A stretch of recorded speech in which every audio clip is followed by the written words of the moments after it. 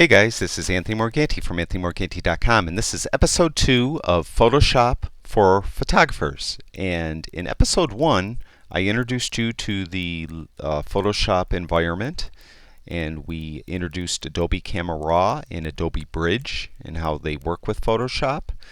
And I mentioned in episode 2, we're actually going to work with layers and selections.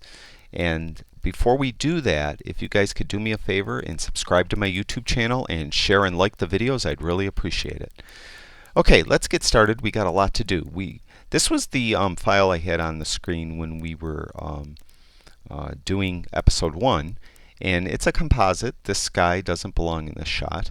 This is a statue of Nikola Tesla that's in Niagara Falls, New York, and this picture was taken probably years ago on Lake Erie. So we're going to combine the two. That's what a composite is. We take parts of one image and combine them with parts of another image. So if you remember, in episode 1 I showed you Mini Bridge. It's way down here on the bottom, and it says Mini Bridge. You double click on that, and it's going to tell me that I have to launch Bridge. So we're going to launch Bridge. And to refresh your memory, what Bridge is, it's kind of like your file system, your file manager for Photoshop. Right, I already have it pointing to the folder where I have the two files that we're going to be combining. I'm going to double click on the one of the statue first, and because it's a raw file, it opens in Adobe Camera Raw. Adobe Camera Raw is what you would use to do some modifications to the photograph before you send it over to Photoshop. Now, you guys that have watched my Lightroom training videos, the Develop module in Lightroom is identical to Adobe Camera Raw. Just cosmetically, stuff is in different places and stuff is shaded different colors, but it does the exact same thing. And all the modifications you do in Adobe Camera Raw, like Lightroom, are non-destructive. So if you screw anything up, you're not going to hurt your photo. It leaves the file alone. It adds a sidecar file next to that file that tells, in this case, Adobe Camera Raw, those of you that use Lightroom, it tells Lightroom how to render that photograph. So it doesn't modify the image, so you're not hurting anything. So in this image of Tesla, the first thing obviously I want to do is straighten them up. So I'm going to hit this rotate key here.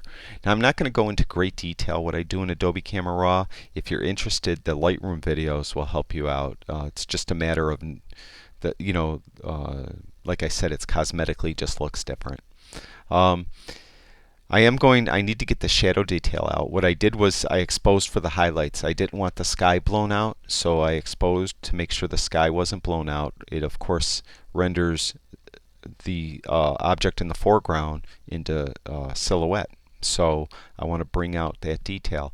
And the reason why you do that is because the shadow detail is held a lot better than any highlight detail. So I expose so I don't lose any detail in the highlights, and I could recover this data in the shadows. Those of you also that have watched Lightroom videos know that I typically turn highlights all the way down and shadows all the way up when I do a lot of like landscapes and whatnot. I'm not going to do that here because I don't really care about the sky. I'm taking this sky out of here. I'm putting a different one in. So I'm going to take the blacks and I'm going to turn them up all the way, I think, and shadows all the way.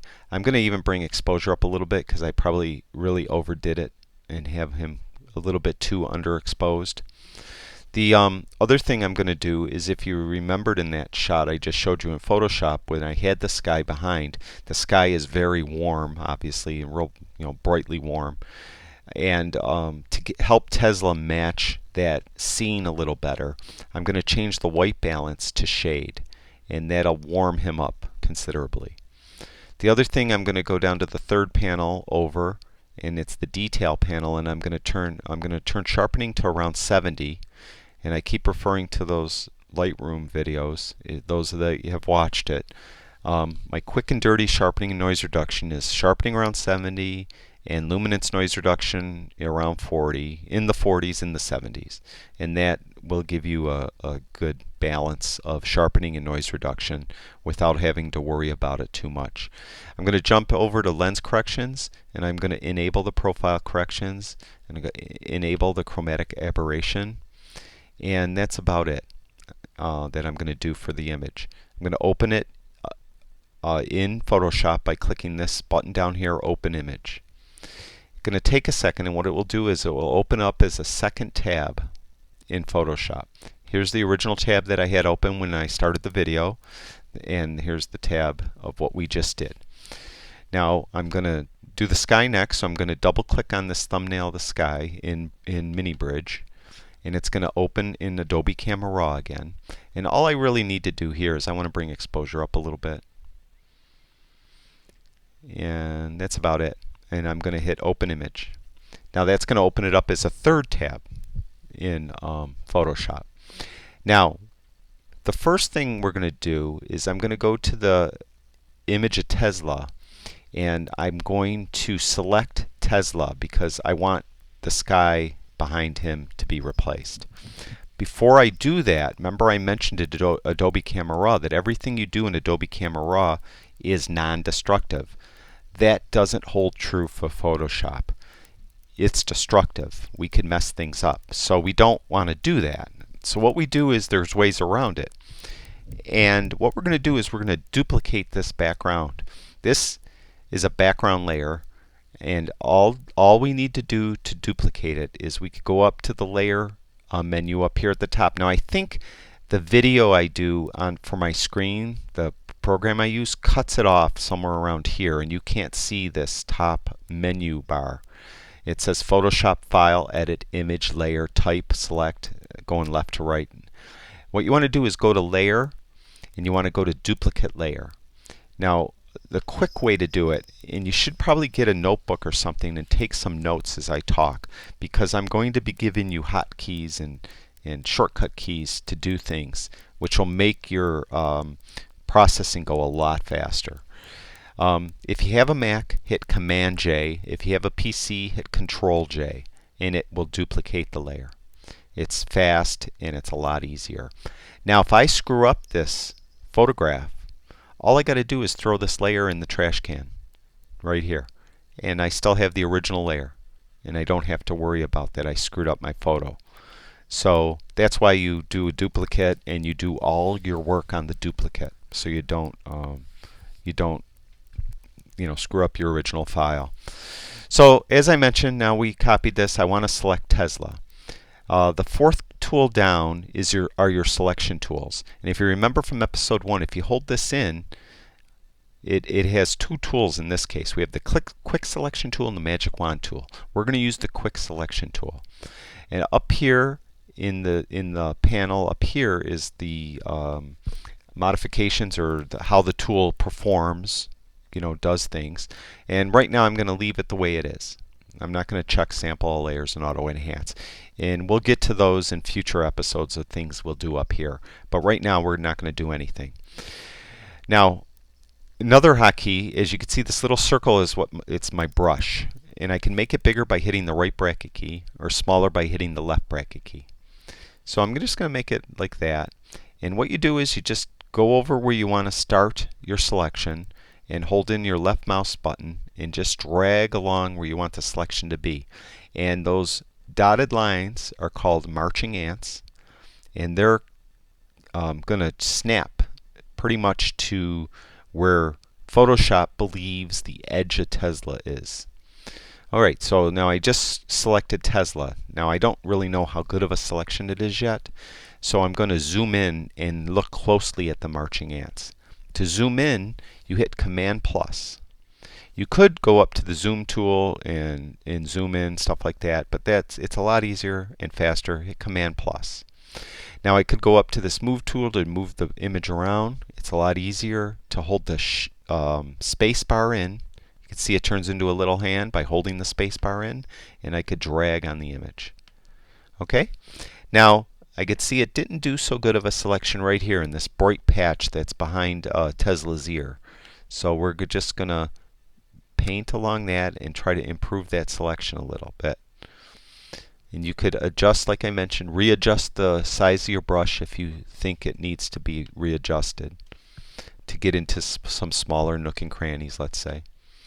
So I'm just going to go down and I'm going to look at Tesla's body along the edge and make sure my marching ants are right along the edge. Now in this case it's up in the trees a little bit. You hold the Alt key in and it will, if you could see the middle of that brush, it's really small, it's a plus. If I hold the Alt key in, it turns into a minus. That means I'm going to be taking away from the selection. You also could click right here. This is a brush with a minus sign above it, and that will also do the same exact thing. As you even look at it, when I hold the Alt key in, it switches. See? It's easier to use the Alt key because you don't have to go back up here to keep switching. Just hold the Alt key and it's a lot faster. You could just, hold the Alt key in, let go of the Alt key when you want to select, hold the Alt key in when you want to deselect, and it's a lot faster. Now hold the space bar the space bar down again to drag the shot around, and we're going to just try to we're going to try to get this selection a lot better. Now I just messed that up. I missed my space bar and I was trying to drag and I actually did a selection. But things happen. I mean, it's not the end of the world. Just go back, take your time. Now we have some tiny sliver of sky over here that is selected. I want to deselect it, so I'm going to hold the Alt key in. Now it went a little too far, and you'll see as you go back and forth, Photoshop gets smarter and it starts to select. It hones in where you want the selection to be. So we're going to drag down. And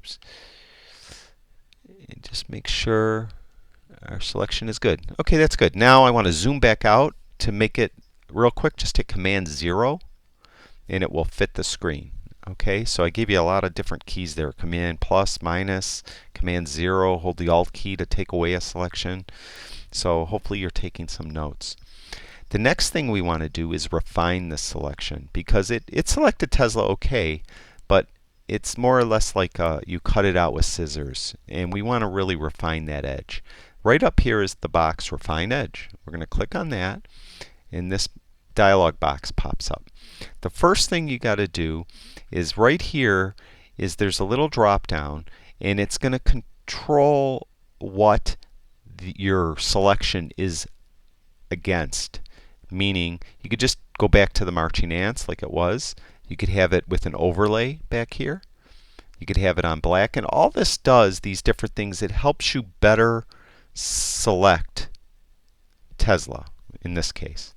All right, so white, I think black works for this photograph. It'll be different. Different images will require a different background. It'll help you select better. So just try different ones and see which ones help you out. The next thing you do is the smart radius on the edge detection box. A lot of people hate this. They don't think it works very well. What I found is on some photographs it works great, on others it doesn't work as well. So you just try it out. One thing I could tell you about on all these sliders, moderation is the key. You don't want to go slamming them all the way to the right. It's just not going to help. So what I found on this radius slider is usually between 3 and 12 in there somewhere. I usually put it, somewhere between, in the middle there, between 6 and 8, and try it out. The next thing you do is this brush here. You kind of paint it along the edge, and it will allow, what it does is Photoshop takes another look at that edge and tries to refine it to make it a little better. So we have a little messy here, so we're gonna go down here. And you can see how it cleaned that up a little bit, and you can just go and keep doing it. And okay, so you could go around. I'm not going to do it now for the sake of time, but this is particularly powerful if you had a model with some like flowing hair in the breeze. You do this over her hair, and it will really select almost down to the single hair a lot better. The other thing I'm going to do is I'm going to smooth the edge just a little bit. Usually very little, like between 10 and 20, and it helps it smooth out the selection a little bit. And I'm going to feather it just a little bit, and usually that I do between 2 and 5 pixels. I don't do anything too much. I'm going to decontaminate the colors. I tell you the truth, I don't know if that ever does anything. I've never noticed it do anything, but I click it because it doesn't hurt. The next thing is you want to choose how you want it outputted to. I want it to do a whole new layer with a layer mask. And there's other options here that in future videos we're going to go over. But right now, I'm just kind of introducing you to the tools and to the interface to do a selection and refine the edge. We're going to do it with a new layer with the layer mask, and I'm going to click OK. Okay, it takes a second to render. Now what it did is it has a new layer up here, and it has the layer of Tesla like we just had below it, and it has this is called a mask. And what it did is the selection masked out the sky. That's the part in black. Okay, and then Tesla's right here. The same thing. Now it looks like exactly the same right now, but you'll see when I bring this sky over what it's going to do, and we're going to do that now. So we go over to the third tab, which was our sky, and we want to drag that over into the photograph of Tesla.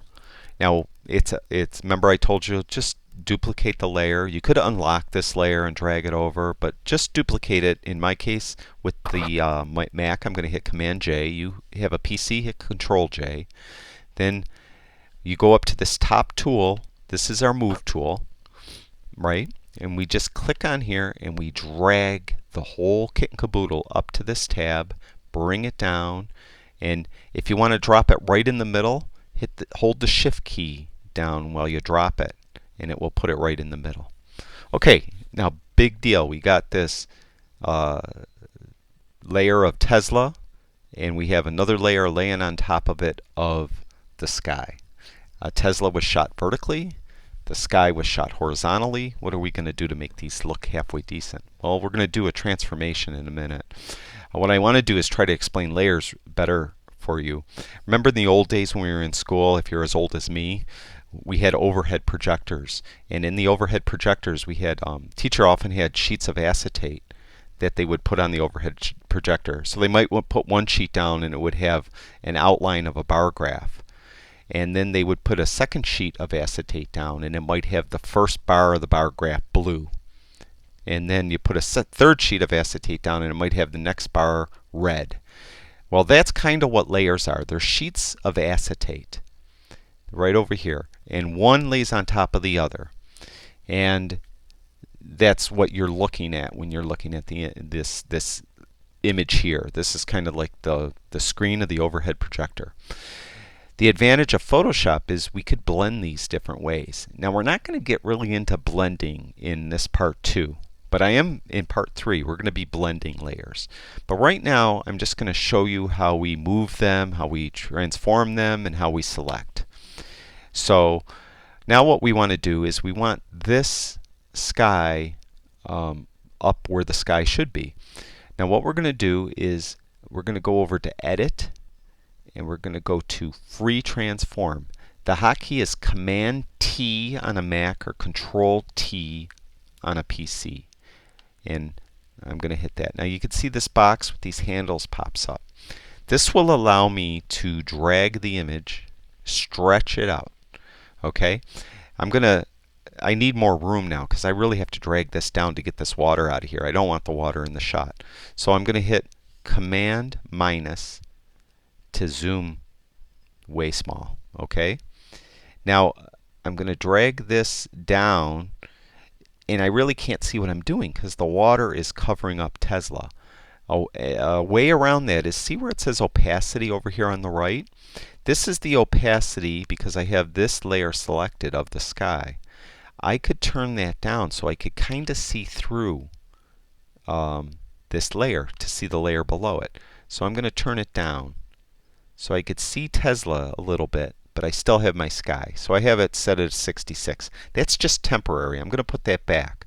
But it just helps me see that I could pull until the lake, the water, is out of the shot.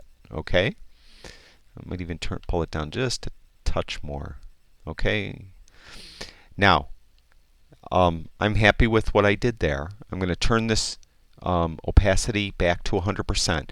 Now you could click the drop down like that to bring up the slider. Another way is if I hover over the word opacity, it turns into a little hand, and on either side of the hand is an arrow. That's called a scrubby slider. And you could just do it's a lot faster. You just go over that and you click down and you could just drag to the right and it will bring the opacity back to 100%. I'm happy with that. I'm going to click the checkbox up here. Okay. Now I'm going to hit Command 0 to bring it all back to the forefront. All right, now this is acetate on top of another piece of acetate, but the top piece of acetate is solid. You can't see under it. You're totally hiding Tesla. I want Tesla on top. All I got to do is go over here and grab Tesla and drag them to the top. So I drag that layer to the top of the other layer. Now as you can see, it's showing now that Tesla's there. The mask is masking out the sky and allowing this layer to come through. So now it looks like two pieces of acetate, one on top of the other. I have an acetate underneath of the fiery sky, and I have another acetate I put on top of Tesla. And that's how you do compositing with layers and selections. Now, one other thing I want to show you is something called a clipping mask.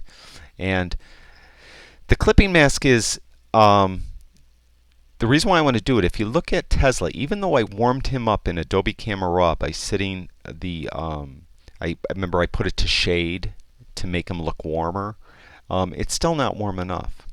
So what I want to do is I want to click on this layer here of the sky. I want to duplicate that. Remember how we did that? Command J with my Mac. If you had the PC, it's Control J. Okay? Now what I want to do is I want to move it above Tesla, the layer of Tesla. So I'm just going to drag it up. Now I have the sky again above Tesla. So now what I'm going to do is I'm going to go to Filter, Blur, Average Blur. Now what this is going to do is it's going to take every pixel in there, in this photograph, and it's going to average them all out to a color that is the average of every pixel. And it takes a second there. Now this color is the average of every single pixel that was in that photograph. Now we're going to go to the opacity. I'm going to use the scrubby slider. Remember the scrubby slider? And I'm going to turn this down. And I'm going to turn it way down to let's say 11%. Okay, now see how it put a color cast on the statue that more makes him look like he should be in this environment. Now, the problem with this is it's also affecting the sky. Now, these eyeballs, that means that layer is turned on. I'm going to click this eyeball to turn it off. Now, the sky. Now, I want you to look. I'm going to turn it back on. Look at the sky. All right. See that? It's affecting the sky too. I just want it to affect Tesla. So I want to clip it to Tesla. That's the clipping mask. And the way you do that is you take your cursor and you put it between the two layers. Hold the Alt key in, and you can see how it changes into a box with a downward facing arrow. Just hold the Alt key in and hit the left key on your mouse. It clipped it now to Tesla. It's just affecting this layer and nothing else underneath it. Now watch, I'm going to turn it off. And see, it's just affecting Tesla. See that?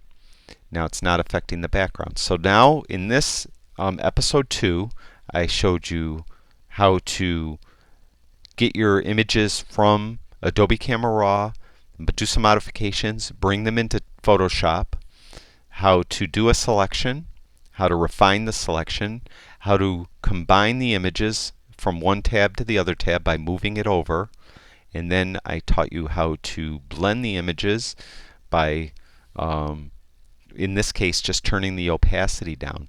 Now there are blending modes. This is this box here. This is where we're going to be going in part 3. I'm going to show you these different blending modes. See, that darken mode made it look a lot better. So it looks like it belongs in that image. So that will be in episode 3. We're going to do some more selections, and we're going to do some more, a lot more with the blending modes. So look for that. So I appreciate everybody watching. If you guys could do me a favor again, if you could subscribe to my channel, then you won't miss an update when I do another. I hope to do these every day or couple days, I should say. And when I do them, you'll get noticed that, if you subscribe to the channel, that I have a new episode out. Again, check out those Lightroom videos if you're curious about Adobe Camera Raw. Again, I appreciate everyone watching, and hopefully I'll get episode 3 done in a day or two. Take care.